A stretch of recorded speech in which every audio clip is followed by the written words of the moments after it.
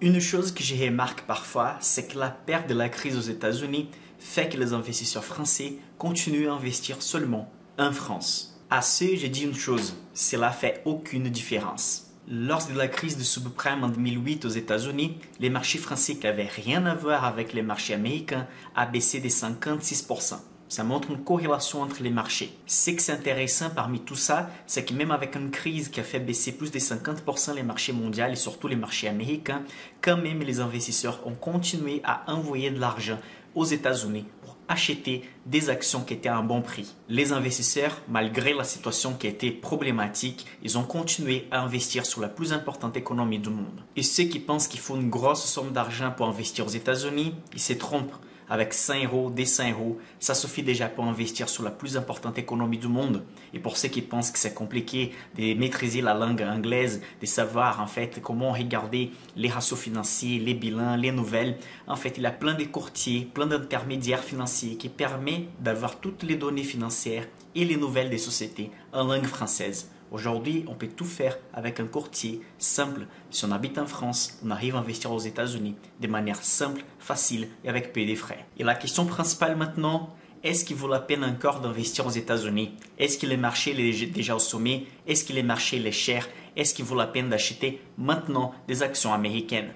On va discuter tout ça dans cette vidéo, mais avant, bienvenue, je m'appelle Michael Ravaneda, je suis ingénieur, analyste financier et dans cette chaîne, je parle d'investissement de long terme. Si ces sujets vous intéressent, n'oubliez pas de liker la vidéo et de vous abonner à la chaîne. Beaucoup d'investisseurs disent que le marché américain il est cher, il est au sommet, donc c'est très dangereux d'acheter des actions américaines à ces moments. Mais pour dire si quelque chose est cher, d'abord on doit comparer avec quelque chose d'autre.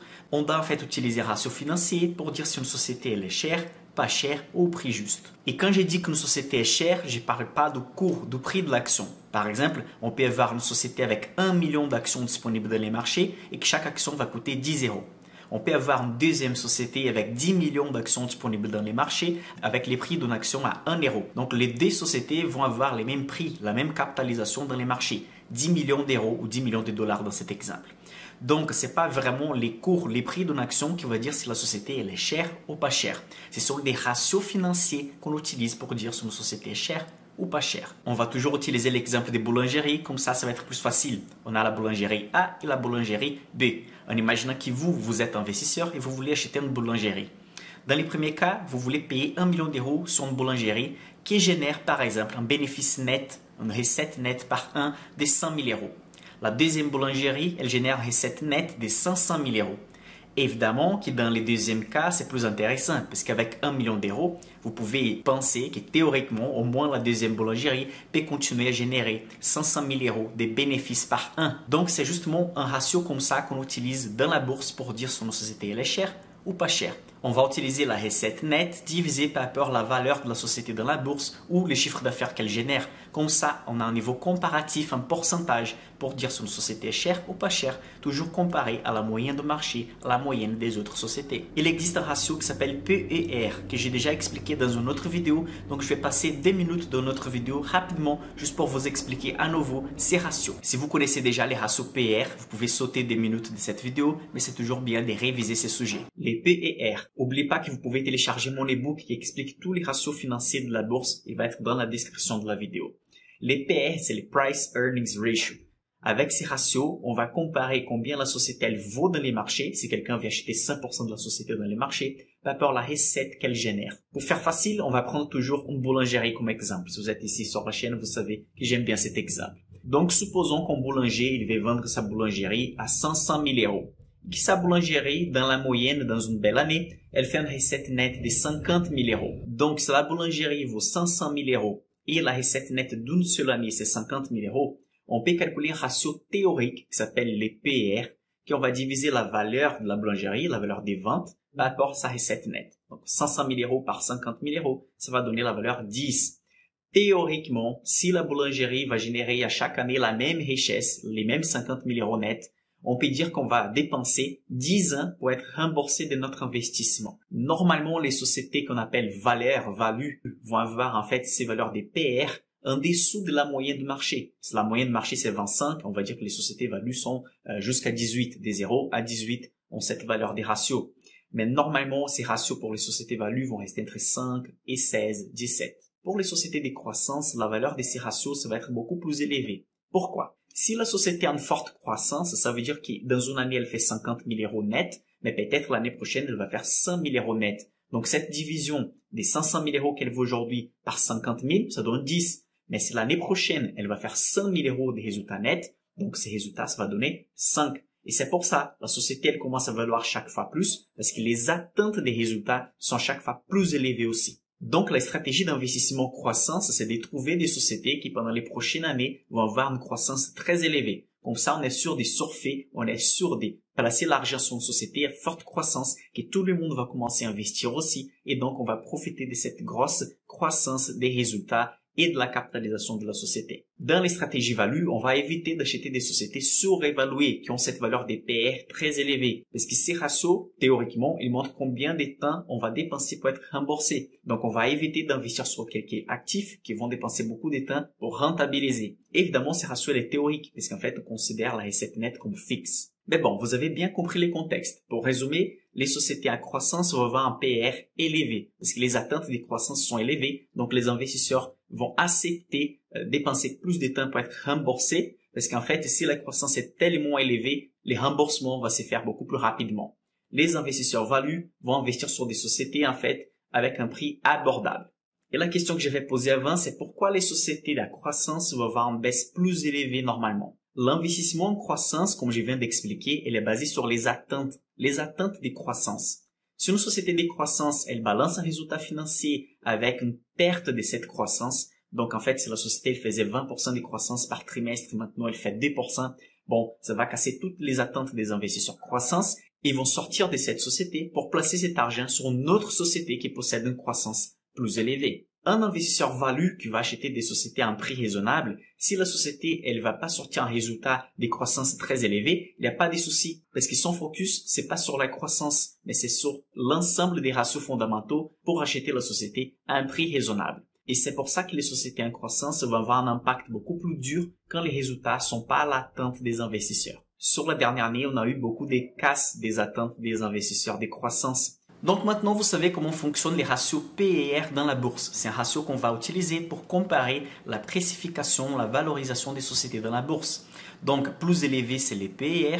La société donc doit avoir une croissance plus élevée pour qu'on puisse accepter de payer un prix très élevé. Regardez ces graphiques maintenant, je vais vous montrer la moyenne de PER du marché américain. Depuis les années 90, vous pouvez remarquer que cette moyenne reste d'environ une vingtaine, donc c'est plutôt 20. Et à ce moment, on est à 25. Évidemment, on a eu un pic de cette valeur en 2010. On peut avoir simplement des périodes que les sociétés ne génèrent pas beaucoup de richesses et la capitalisation dans la bourse ne va pas changer beaucoup. Donc, ça fait en fait cette valeur des PR exploser. Mais dans la moyenne, cette valeur reste environ à 20. Et à ce moment, la moyenne au marché américain est 25. Ça veut dire que la moyenne est plus élevée que la moyenne historique. À ce moment, un investisseur qui regarde seulement la surface du problème, il va dire que le marché est très cher, donc il ne vaut pas la peine d'acheter des sociétés dans les marchés américains. Mais est-ce que cette analyse simpliste, ça suffit?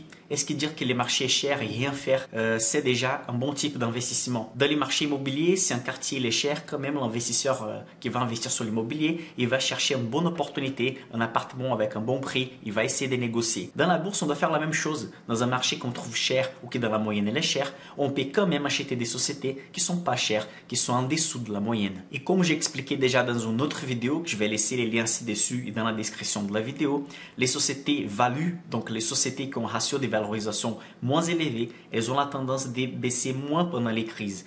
Et les sociétés avec un PR élevé, normalement, elles ont la tendance d'avoir une croissance plus élevée. Mais si les résultats financiers vont pas être bons, en fait, les marchés vont être très déçus et la baisse va être beaucoup plus sévère, comme c'était le cas des Meta, des Facebook sur les dernières semaines. Je vais vous montrer maintenant une étude faite par What Works on Wall Street. C'est un livre que j'aime beaucoup. C'est le livre qui a fait des études des portefeuilles, des stratégies sur les très longs termes. C'est une des principales sources du monde des finances, des stratégies des portefeuilles. Je vais vous montrer ici ce qu'il parle de stratégies value. Donc, si on doit accepter de payer des ratios élevés, des valorisations sur des sociétés ou pas. Dans l'image suivante, vous pouvez voir qu'il dit que les investisseurs qui acceptent de payer des PR peu élevés, donc des ratios financiers, des valorisations peu élevées, ils ont fait une rentabilité beaucoup mieux que les investisseurs qui ont choisi d'investir sur les sociétés avec des ratios de valorisation très élevés. Et ensuite, on peut voir un graphique qui montre la rentabilité historique de plusieurs types de stratégies avec des portefeuilles qui vont investir sur des ratios très élevés de valorisation ou peu élevés de valorisation. Donc en haut, en jaune, vous pouvez voir High PSR et Low PSR. Ça veut dire PSR, c'est le Price Sales Ratio. Donc on va diviser la capitalisation de la société, combien elle vaut dans la bourse, par rapport aux chiffres d'affaires, combien la société génère en vente, en richesse dans ces cas. Les sociétés qui ont ces ratios très élevés, ça veut dire que la société vaut beaucoup plus par rapport à la richesse qu'elle génère. Ces sociétés vont avoir une performance beaucoup plus petite, comme vous pouvez voir, de 1,25% par an. Et les sociétés qui possèdent ces ratios petits, ça veut dire que les chiffres d'affaires que la société génère est très proche de la capitalisation qu'elle vaut dans la bourse. Donc imaginez une société qui vaut 1 milliard dans la bourse, mais à chaque année, elle va générer un chiffre d'affaires de 1 milliard. Cette société, donc, elle a un petit ratio qui vaut seulement 1. Si on va utiliser un portefeuille avec des sociétés avec ces ratios faibles, vous voyez que la rentabilité moyenne historique était de 15,95%.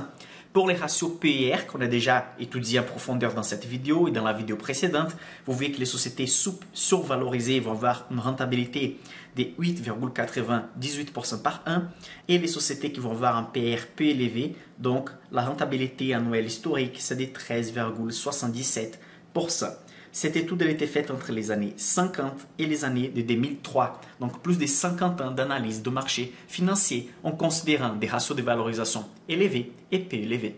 Donc une chose on sait déjà, que garder dans les portefeuilles une stratégie avec des sociétés super valorisées, ce n'est pas une bonne stratégie à très long terme.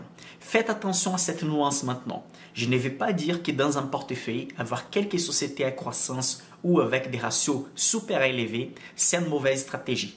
Cette étude montre qu'un portefeuille rempli avec 100% des sociétés à des ratios très élevés, c'est une stratégie perdante. Ça ne veut pas dire que si vous avez 10 sociétés avec des ratios OK, au prix juste ou sous-évalué, si vous allez ajouter 3 ou 4 sociétés à croissance avec des ratios très élevés, ça ne veut pas dire que votre portefeuille va être forcément perdant. C'est le cas de Hermès en France par exemple. C'est une société toujours chère, mais qui toujours livre des résultats très élevés. Donc c'est la société, on va dire, parfaite décroissance. Parce qu'en fait, toujours les attentes sont élevées, mais les résultats sont toujours élevés. Les problèmes, c'est de garder une vingtaine de sociétés à croissance comme ça dans les portefeuilles, où la majorité des sociétés ne vont pas livrer des résultats à l'auteur des attentes de marché. Et donc, ça ne va pas être un portefeuille gagnant. Donc, je vais vous montrer maintenant une étude que j'ai faite en utilisant les filtres de Yahoo Finance. Sur Yahoo Finance, il y a un filtre qu'on peut utiliser quelques critères financiers pour justement analyser si le marché est cher, quelles sont les sociétés disponibles avec un prix raisonnable. Donc, j'ai utilisé les filtres et j'ai utilisé des critères pour commencer. Des sociétés qui pèsent plus de 1 milliard dans la bourse pour sélectionner les sociétés de taille moyenne et grande société pour faciliter notre étude. Et aussi, j'ai utilisé un critère des sociétés avec un PER plus élevé que 0. Ça veut dire des sociétés qui génèrent de la richesse, des sociétés qui n'ont pas de bénéfices négatifs. À ces moments, on arrive à trouver 4194 sociétés qui respectent ces critères. Donc des sociétés qui ne sont pas en perte et qui pèsent plus de 1 milliard de dollars. Donc, comme je vous ai montré tout à l'heure, la moyenne du ratio PER aux États-Unis, c'est d'environ 25. Donc, ce que j'ai fait, c'est que j'ai créé un filtre qui va utiliser les PER entre 0 et 25. Comme ça, on va découvrir combien de sociétés ne sont pas surévaluées, sont même en dessous de la moyenne. Et dans ce cas, on va trouver 2710 sociétés qui ne sont pas surévaluées. Par contre, si on va utiliser donc un PER supérieur à 25, on va donc découvrir combien de sociétés sont au-delà de la moyenne, sont chères. On va trouver 1484 sociétés. En termes de pourcentage, donc, on va trouver que 64,61% du marché américain est en dessous de la moyenne, donc n'est pas surévalué. Par contre, plus de 35% du marché américain est super-évalué et au-delà de la moyenne. Donc, ça a du sens de dire que le marché américain il est super-évalué, surévalué, parce que le marché est cher, car plus d'un tiers des sociétés sont surévaluées. Mais quand même, on a une possibilité d'acheter en direct, choisir nos sociétés. Parmi 60% du marché américain, on arrive à trouver des sociétés à un prix raisonnable. Remarquez la différence. En France, si on considère toutes les sociétés, les petites et grandes sociétés, on a moins de 1000 sociétés. Au marché américain, on va choisir que des sociétés de taille moyenne et grande avec un PER positif, donc qui ne sont pas en perte et qui sont en dessous de la moyenne, donc avec un prix raisonnable, un prix juste. On a plus de 10 000 sociétés. C'est un marché beaucoup plus grand que les marchés européens et donc si on fait vraiment une analyse en profondeur pour analyser si le marché est cher ou pas cher, on a beaucoup de sociétés encore à acheter à un prix raisonnable aux États-Unis. Les bons moments d'acheter des sociétés, c'est toujours il y aura des bonnes opportunités dans les marchés. Il suffit si vous allez juste analyser la surface du problème et vous allez rien faire, ou simplement si vous allez attaquer les problèmes, si vous êtes un bon investisseur et vous allez trouver des bonnes opportunités dans les marchés. Et c'est ça que je vais faire du 8 mars au 21 mars à 20h, 14 live sur YouTube. Et vous pouvez télécharger un e-book que j'ai fait l'analyse du marché américain déjà. Je vais laisser les liens dans la description. Donc dans cet e-book, je vous explique pourquoi, quand, comment et sur quoi investir sur les marchés américains. C'est complètement gratuit, vous pouvez les télécharger. C'est en utilisant cette base de connaissances, cette étude que j'ai fait, que je vais investir 10 000 $ en direct sur YouTube français. C'est complètement gratuit, c'est complètement en ligne et donc je vous invite à participer. Donc faites votre inscription pour recevoir les books, pour recevoir les liens des lives qui seront sur YouTube, comme ça vous n'allez pas rater les lives et recevoir aussi les matériels complémentaires où il y aura la liste des sociétés choisies à la fin de ces défis. Est-ce que vous pensez que le marché est cher pour acheter avec des ETF, avec des actions? Quelles sont vos actions préférées aux États-Unis à ce moment? Laissez votre commentaire ci-dessous cette vidéo, je vais répondre à chaque commentaire de cette vidéo. Donc n'oubliez pas de télécharger l'e-book Dollar Master pour participer de ces défis et analyser les marchés américains. Pour aujourd'hui c'est tout, je m'appelle Michael Ravaneda et on se voit à la prochaine vidéo.